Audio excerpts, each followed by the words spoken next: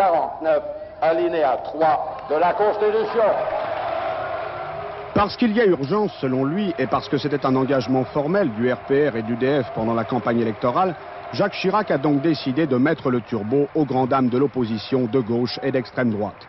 Pourtant, l'après-midi avait commencé en rentrée des classes, mezzo voce, avec le rapport de l'UDF et très barriste Pascal Clément, mais déjà, la religion des députés était faite.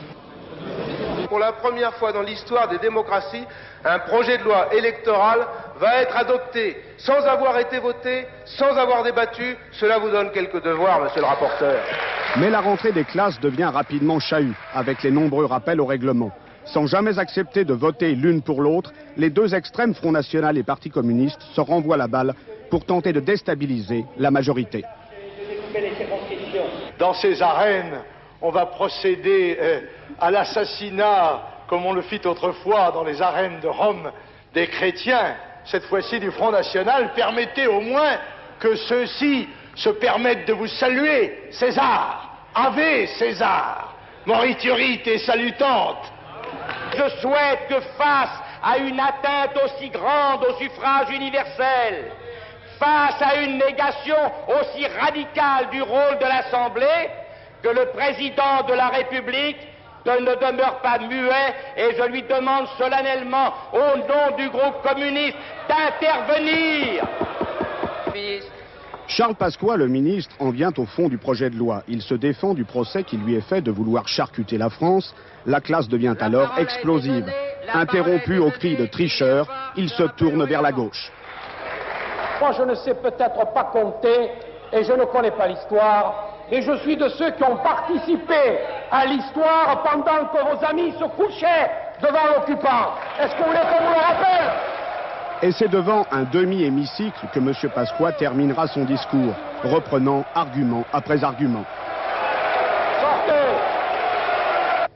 Car la finalité d'une élection n'est pas d'abord de donner une photographie fidèle de l'opinion publique, mais bien de dégager une majorité de gouvernement cohérente et stable, tournée vers l'action.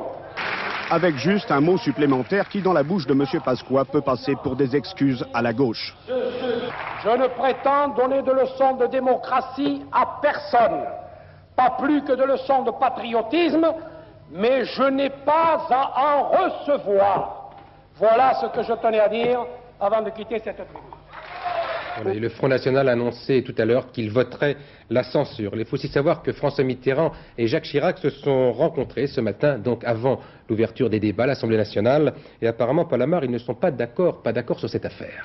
Non, mais pour être honnête, il faut préciser que la divergence entre le président et le Premier ministre n'est pas aussi bruyante que les débats à l'Assemblée nationale. Il n'y a pas eu d'éclat au cours de l'entretien de ce matin qui était prévu et qui a porté sur des sujets très divers. Et il faut ajouter que ce désaccord ne porte pas sur le fond, mais sur la forme. Il ne porte pas sur le fond parce que François Mitterrand ne remet pas en cause le principe du retour au scrutin majoritaire. Il n'est pas attaché outre mesure à la proportionnelle, il n'a pas de religion sur ce point et surtout, il n'a pas l'intention d'empêcher l'application de la plateforme. L'Élysée, a-t-il dit à Solutré, n'est pas un gouvernement bis. Ces réticences porte uniquement sur la procédure choisie, l'ordonnance plus l'utilisation du 49.3 qui permettent à Jacques Chirac d'aller plus vite, d'aller même très vite. Le président pourrait exprimer ses réticences d'une manière spectaculaire en ne signant pas l'ordonnance. Le Premier ministre le sait, mais les deux hommes pourront, s'ils en ont la volonté politique, surmonter ce désaccord. Il suffira que le découpage de la France en 577 circonscriptions, qui sera fait précisément par ordonnance, soit d'une équité et d'une clarté limpide. Charles Pasqua, le ministre de l'Intérieur, s'y est d'ailleurs engagé. Il n'est donc pas sûr que cet épisode, aussi important soit-il, paralyse les institutions et provoque la première crise grave de la coexistence. Va-t-on payer tous les Français qui donnent des renseignements permettant d'arrêter des terroristes? Il en était question hier soir, mais aujourd'hui, Robert Pandreau, le ministre chargé de la Sécurité, rectifie le tir et précise ses intentions à la baisse. Il faut augmenter les primes versées aux indicateurs de police et aux citoyens qui fournissent des informations, disent en substance ces services, mais pas question pour le moment d'institutionnaliser la dénonciation. Ce sont des précisions importantes, mais l'idée est dans l'air. On ne peut s'empêcher de penser à ce qui se pratique chez nos voisins allemands. À titre de comparaison, voici le reportage de notre correspondant Michel Meyer. Depuis le paroxysme de la vague terroriste au moment de la sanglante affaire Schleyer en 1977, la lutte antiterroriste est dominée en Allemagne par un constat. La meilleure machine policière, y compris le célèbre BKA, la police fédérale de Wiesbaden, avec ses ordinateurs et ses méthodes scientifiques, se trouve condamnée à, disons, taper dans le vide, sans information venue de la population. Conséquence logique, le lancement de vastes campagnes de chasse aux terroristes avec affiches murales dans des lieux publics comme postes, gares, administrations. Le parallèle avec les wanted américains est évident, d'autant plus que des sommes importantes, déboursées par le ministère de la Justice, sont offertes aux personnes dont les tuyaux ou observations auront permis d'arrêter un terroriste présumé. Une information majeure est ainsi récompensée avec plus de 150 000 de nos francs. La dernière affiche en date, celle qui expose les visages de la troisième génération du terrorisme ouest-allemand, en clair les homologues d'Action Directe, offre des primes pouvant atteindre cette somme, soit 50 000 Deutschmark. Il est dit que ces campagnes, qui n'ont d'ailleurs jamais provoqué de vraies polémiques en Allemagne fédérale, ont pu entraîner dans le passé l'identification et l'arrestation de terroristes. Reste que la mobilisation des professionnels du renseignement, l'infiltration des réseaux terroristes est toujours privilégiée outre-Rhin. Le corps de la petite Céline, disparue depuis mercredi dernier, découvert dans le grenier d'une maison voisine à Montbrisson. La fillette a été, semble-t-il, assassinée. Un homme serait actuellement entendu par les policiers. Un coup de canif dans le monopole des PTT, ce n'est pas fait, mais c'est un projet qui occupe déjà la ligne. Des entreprises privées pourront peut-être bientôt avoir le contrôle des cabines publiques, du radiotéléphone et d'autres services encore. Par ailleurs, fini les coups de fil interminables. Pour parler longtemps, il faudra payer plus cher. Le projet est à l'étude. En voici le détail avec Ève Métet. 5 mois de sursis au moins. L'augmentation des tarifs des communications locales attendue pour aujourd'hui n'aura pas lieu finalement avant octobre. La mesure, sans doute jugée impopulaire, a donc été repoussée. On peut encore téléphoner 20 minutes pour 77 centimes à l'intérieur de sa circonscription. Les cabines publiques exploitées par des entreprises privées, c'est l'idée lancée aujourd'hui par Gérard Longuet, secrétaire d'État au PET. La gestion du parc des 198 000 publiphones, très souvent détériorés, est largement déficitaire. Des pertes d'1 milliard de francs que l'administration a tenté d'endiguer grâce à différents moyens. 1983, le publiphone à carte, 100 pièces, il ne devait plus tenter les voleurs. 1984, l'augmentation de tarifs des appels de cabine. Pour allécher des concessionnaires privés, ces tarifs pourraient bien encore être relevés. Enfin, la facturation détaillée, ce sera pour tout le monde en 1989. Chaque client recevra une facture précisant le coût de chaque appel avec les 4 premiers chiffres du numéro demandé. 4 chiffres seulement et non le numéro complet pour ne pas attenter à la vie privée sur demande de la Commission nationale informatique et liberté. La facturation détaillée devrait simplifier la résolution des litiges entre abonnés et PET. 500 000 usagers contestent chaque année le montant de leur facture téléphonique. Au Liban, un hélicoptère transportant une délégation parlementaire française, parmi lesquels l'ancien ministre Jean-François Degnaud, a été canardé dans le sud du pays. Par miracle, l'appareil, dont les réservoirs avaient été pourtant touchés, a pu se poser en catastrophe et tous ses occupants ont pu regagner Beyrouth. En Afrique du Sud, il y a au moins 16 morts dans les affrontements qui déchirent depuis vendredi les bidonvilles de Crossroads, près du Cap. Des affrontements qui opposent des bandes de jeunes gens, partisans ou adversaires des municipalités noires mises en place par les autorités. Il y a eu des règlements de compte et des exécutions sommaires entre clans rivaux. Des milliers d'habitants, vous le voyez, fuient maintenant leur baraquement. Une délégation officielle iranienne est arrivée ce matin à Paris pour étudier les possibilités d'une normalisation des relations entre Paris et Téhéran. C'est une visite importante dans le climat actuel. Elle est dirigée par un vice-premier ministre iranien. La délégation est dirigée par un vice-premier ministre iranien. Et c'est probablement la délégation au sommet la plus importante venue à Paris depuis de longues années. Les contacts diplomatiques ne sont pas interrompus entre la France et la Nouvelle-Zélande à propos des agents français détenus pour l'affaire du Rainbow Warrior. Hier, le Premier ministre néo-zélandais, David Lange, a pourtant fait souffler un vent glacé sur les discussions, mais ce n'est pas la première fois. Alors, à l'origine de la colère de M. Lange, il y a les pressions économiques exercées par la France sur la Nouvelle-Zélande, histoire sans doute d'activer un peu le gouvernement de Wellington. Au centre des négociations, il y a notamment le beurre néo-zélandais.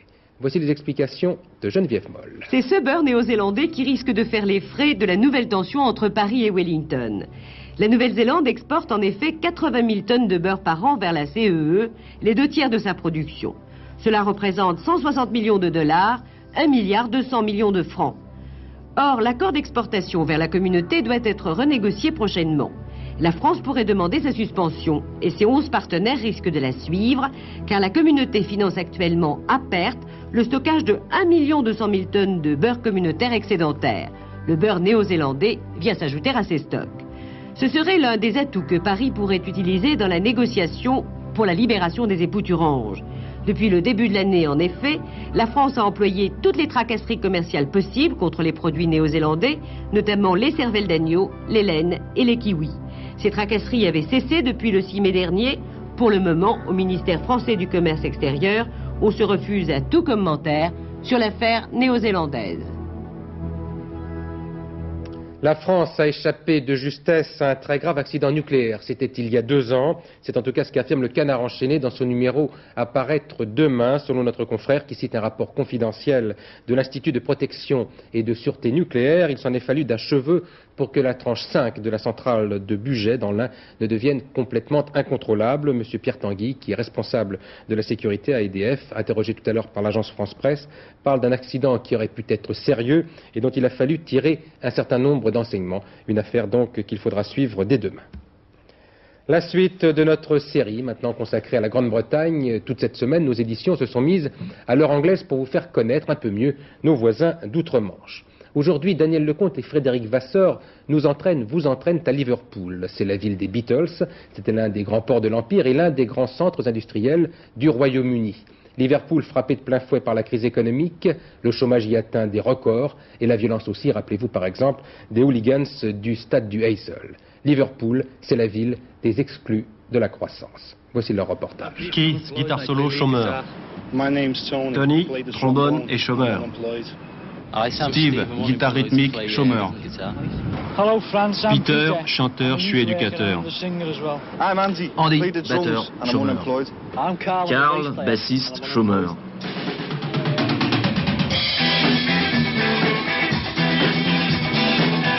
Six garçons dans le vent, un hangar désaffecté, un futur sans avenir, Liverpool. La musique est un remède contre le cafard. Payé par la mairie pour empêcher les chômeurs de sombrer, Peter Hooton s'est mis à la musique pour récupérer ceux qui, aujourd'hui, forment cet orchestre. Peter, c'est lui, le chanteur. Avec l'argent gagné dans les concerts de quartier, il espère leur payer un rêve de gosse, New York, en novembre. Voici sa ville. Hier navire amiral de l'Empire, aujourd'hui vieux rafio échoué sur les rives de la mer d'Irlande. 90% de jeunes au chômage, des allures de cités bombardées, des milliers de fenêtres murées, des quartiers entiers abandonnés, un décor à la Dickens. De cette immersion dans ce monde, Peter ressort avec la rage, parfois la haine, et sans illusion sur son travail d'éducateur comme sur sa propre vie. C'est quoi ton but dans la vie? Être payé à la fin de la semaine. Et Madame Thatcher? Elle n'est pas très aimée. Tenez, si elle venait ici, je suis sûr que les enfants la tueraient.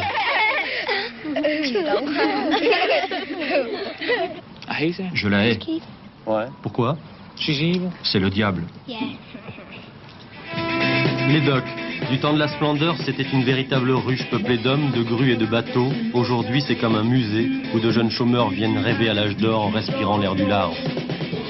À gauche, John, 23 ans, le compagnon des jours interminables. À droite, Steve, 21 ans, au chômage depuis 5 ans, dernier d'une famille de 16 enfants, tous sans emploi, condamnés d'avance. Qu'est-ce que tu fais de ta journée? Je dors, mec. Jusqu'à... Enfin, je sais pas. De temps en temps, je vais à la NPE. C'est vrai ce qu'on dit sur la drogue? Ouais, il y a beaucoup de gens qui en prennent, c'est dur. Qui? Des chômeurs comme moi, des gamins.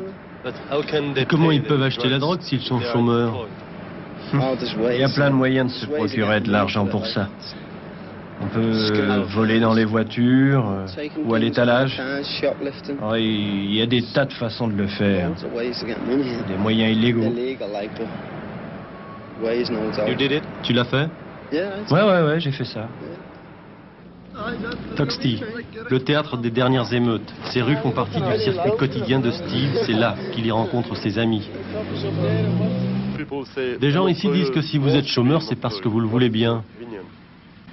Oh, pas trop, non. Moi, la façon dont je vois les choses, c'est que personne ne n'est paresseux. Là aussi, qui refait le monde. Je crois en la classe ouvrière. Je crois qu'on va avoir beaucoup de violence dans ce pays. Je crois que la classe ouvrière va se lever. On va assister à un grand mouvement des ouvriers dans ce pays. Vous croyez en la révolution? Ouais, j'y crois. Quel genre de révolution? La révolution socialiste. Steve, John, Peter, c'est l'image du désespoir à Liverpool. Un désespoir qui a ici son expression politique et son héros, Derek Hatton, le maire. Un trotskiste élu sur une liste travailliste. Il a vidé les caisses de la ville pour honorer les programmes sociaux, 300 millions de déficits qu'il demande au gouvernement de combler. Refus de Maggie Thatcher et désaveu dans son propre parti. Hatton est alors contraint de licencier. C'est la guerre avec le reste de la classe politique et l'impasse pour les autres. No future à Liverpool. Si je savais que je pouvais avoir du travail, je partirais dès demain, je partirais. Pour aller où? N'importe où, là où il y a du travail.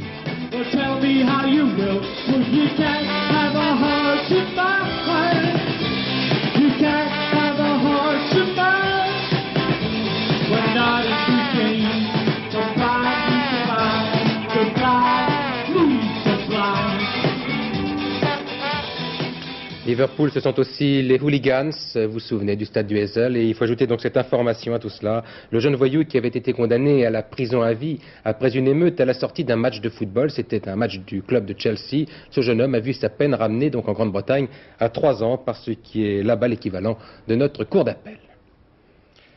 Une journée de grève demain dans l'audiovisuel public, c'est la première grève depuis 3 ans et c'est la réplique des syndicats au projet de privatisation de TF1. Programme minimum sur les 3 chaînes et manifestations entre la Tour Eiffel et Matignon. L'avenir des télévisions devrait d'ailleurs dominer l'actualité des 48 prochaines heures. Aujourd'hui, une pétition contre la privatisation de TF1 a été déposée chez le Premier ministre, 100 000 signatures à l'initiative de Télérama et de l'événement du jeudi. On va beaucoup reparler de la place que doit occuper le public et le privé à la télévision, d'où l'idée d'aller voir ce qui se passe chez nos voisins. Voici maintenant une radiographie des systèmes de télévision tels qu'ils existent en Italie ou en Grande-Bretagne. La première chaîne Rai, c'est la plus regardée dans l'absolu, imbattable. La deuxième chaîne Rai est parfois dépassée, on parle toujours d'audience, par Canale 5 qui serait la première chaîne de Berlusconi. La troisième chaîne Rai, c'est le parent pauvre, sauf sur le plan régional. La Rai, ce sont 14 000 employés. Les 3 chaînes sont gérées par un conseil d'administration dont les membres sont désignés à la proportionnelle par les partis politiques. Il n'y a pas de haute autorité, il n'y a pas de cahier des charges, d'obligations particulières, sauf en ce qui concerne la publicité, limitée, puisqu'il y a aussi la redevance qui est de 450 francs par an. Comment se porte le service public? Nettement mieux, depuis qu'il y a des chaînes privées qui ont obligé la Rai à se réveiller, à se secouer, pour ne pas perdre ses téléspectateurs. On peut même dire que maintenant, il y a des inconditionnels de la Rai, ceux qui ont besoin d'un journal télévisé à 20h et ceux qui ne supportent pas de voir apparaître une marque de lessive au moment même où ils attendent le nom de l'assassin. Outre la BBC avec ses 2 chaînes sans publicité, les Anglais reçoivent 2 autres chaînes avec publicité. C'est la télévision indépendante, ITV, et sa nouvelle petite sœur, Channel 4. L'originalité, c'est que la télévision indépendante est chapeautée par un organisme, une haute autorité, IBA, nommée par le gouvernement. IBA ne fait pas de télévision, son rôle est de choisir et de contrôler des compagnies indépendantes qui, elles, fabriquent et diffusent les programmes dans les 14 régions britanniques. Toutes ces sociétés sont financées par la publicité. Elles ont un contrat limité avec l'autorité IBA qui peut y mettre fin. Elles ont en outre des obligations à remplir quant à la qualité des programmes, leur contenu et leur moralité.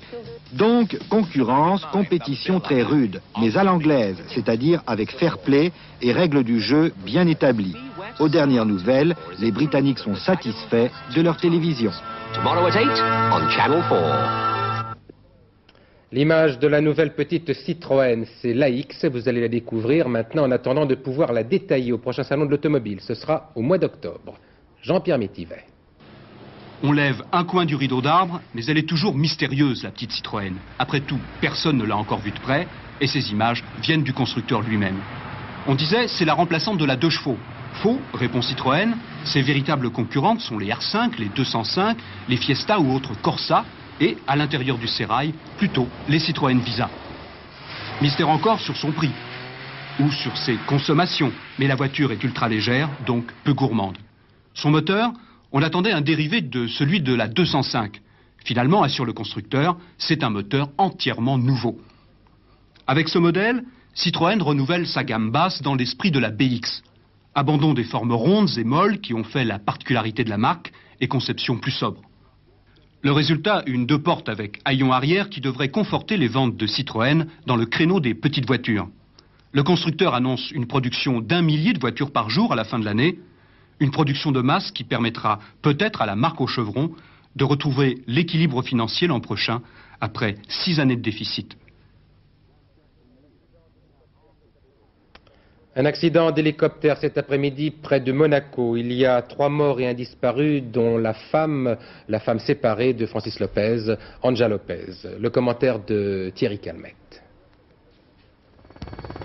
15h cet après-midi, l'appareil de la compagnie Nice Hélicoptère décolle de Monaco, direction l'aéroport de Mandelieu, où Anja Lopez et 2 autres passagers devaient prendre un avion pour Paris. À 15h20, au large de Cannes, en face de la Croisette, le drame. L'hélicoptère, du type écureuil comme celui-ci, s'écrase en mer et coule par 50 mètres de fond. Alertés par des canadaires du secours en mer qui patrouillaient à ce moment-là dans le secteur, les bateaux des sauveteurs arrivaient sur place très rapidement. Bon, il passait les canadaires qui tournaient, vous voyez. Oui. On est allongé sur la plage. Et je regardais tout droit devant moi. Bon, d'un seul coup, j'ai vu l'hélicoptère. Il est descendu à pic. Il a fait 3 rebonds et coulé. C'est l'OPJ compétent. Les sauveteurs repêcheront 3 corps. Celui du pilote, Anja Lopez et un ami de celle-ci. La 4e victime, une cousine d'Anja Lopez, n'a pas encore été retrouvée. Sur place, le responsable de la compagnie d'hélicoptères ne s'explique pas l'accident. Incroyable ça, parce qu'ils sont équipés de flottabilité de secours, donc de boudins qu'on gonfle. Si jamais il a une panne moteur, il gonfle les boudins et il se pose sur la mer. Anja Lopez était une figure connue de la haute société, la jet set comme on dit. Elle avait signé les costumes et les décors de la plupart des opérettes de son ancien mari Francis Lopez. Les causes de l'accident demeurent encore inconnues. Le retour d'Alain Souchon après 3 ans d'absence, le revoici ce soir sur scène au Palais des Sports de Paris. 5 jours seulement pour aller écouter l'un des chanteurs qui a le plus marqué ces dernières années en France, Souchon bobo, Souchon romantique. Nicole Cornu-Langlois et Yves Breu ont assisté aux toutes dernières répétitions avant ce soir. Plus de sono, moins de bobo, revoici le chanteur des égratignures de notre enfance dans une nouvelle version, Souchon adulte, toujours la dérision, bonjour pessimisme, bye bye tendresse. Petit enfant pas bonne mine, qui rit et pleure et cuisine, tout le monde après lui, qu'est-ce qu'il va nous faire? Docteur, avocat d'affaires, quand il aura fini d'être un petit enfant tout petit. Mais moi je pouvais pas savoir, seulement pleurer dans le mouchoir, le mouiller pipi la nuit, dans mon lit c'était le dégoût, quoi je sais pas mais Moi je déteste le mot tendresse pour tout vous dire, mais j'aime la tendresse en elle-même, mais le mot je le trouve niais, et puis trop employé, et puis bon, abîmé un peu. Mais j'ai toujours chanté des chansons un peu plus dures que d'autres, quoi. C'est certain que les chansons douces ont eu, comme Allô Maman Bobo par exemple, a eu plus de succès que le dégoût. Mais rien ne me dérange, vous savez, en fait. Mon image, je m'amuse avec, je dis, je fais des chansons dessus, je dis, ah ouais, je veux du cuir, des gros seins, des gros culs, parce que j'en ai marre du tout et de tout, mais c'est pour rigoler. Mais moi je voulais qu'il s'envole, qu'il reste pas seulement football, c'était les dimanches amers,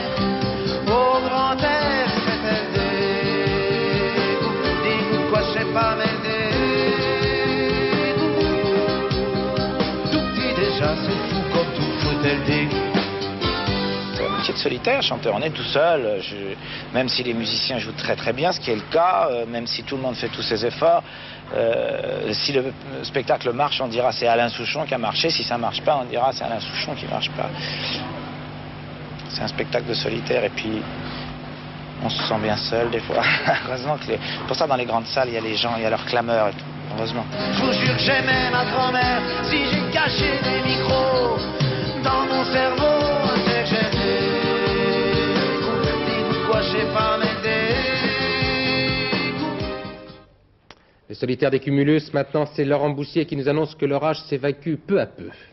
Oui, cette année, nous avons un mois de mai qui avance à reculons. Aujourd'hui, il a fait chaud. Bien demain, il fera un peu plus frais. Mais heureusement, en revanche, les nuages seront moins nombreux. Regardez la photo satellite. On comprend assez bien ce qui se passe. Tous les nuages étaient aujourd'hui sur la moitié ouest du pays. Alors, poussés par des vents, eux aussi d'ouest, ils vont recouvrir demain la moitié est. Cet air plus stable et plus sec sera sur toute la moitié ouest. Nous avons donc une France coupée en deux, mais cette fois-ci dans le sens de la hauteur. Regardez la carte du temps prévu pour demain avec, sur toutes les régions allant de l'Alsace à la Méditerranée, un temps encore très lourd avec des ondées, des nuages et surtout des orages qui pourront être violents l'après-midi sur la Côte d'Azur et sur les Alpes, sur le reste du pays.